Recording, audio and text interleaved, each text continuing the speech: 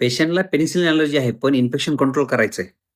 मग डॉक्टरचा एक powerful backup group that is a macrolides. Macrolides म्हणजे काय? चला तर समजून घेऊयात. Macrolides antibiotics are the protein synthesis inhibitor. Mechanism of action हे बॅक्टेरियाच्या 50th रायबोसोम सबयुनिटला बाइंड होतात आणि ट्रान्सलोकेशन प्रोसेस ब्लॉक करतात. त्यामुळे बॅक्टेरिया प्रोटीन्स बनवू शकत नाही, ग्रोथ थांबते. Mostly these are bacteriostatic drug, but if you are used in the high doses, it act as a bactericidal drug. So remember, famous drug are azithromycin, clarithromycin, erythromycin. Uses are upper respiratory tract infection, community acquired pneumonia, atypical pneumonia, mycoplasmosis, chlamydial infection, that is, and in a whooping cough, and some having the soft tissue infection.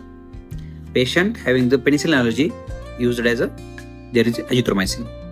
Important ADR is J abscess especially due to erythromycin, QT prolongation, it is arrhythmia risk, and patient having the drug interaction with the CYP inhibition, especially with the help of clarithromycin and erythromycin. Easy mnemonics are macro, that is a max antibiotic control, ribosome operation. Pharmacology फक्त पाठ करू नका, mechanism visualise करा आणि अशाच concise फार्मॅकॉलॉजिकल reels आणि नोट्ससाठी follow करा जिनेस अकॅडमी आणि concise textbook of pharmacology for medical student नक्की पहा. Thank you so much.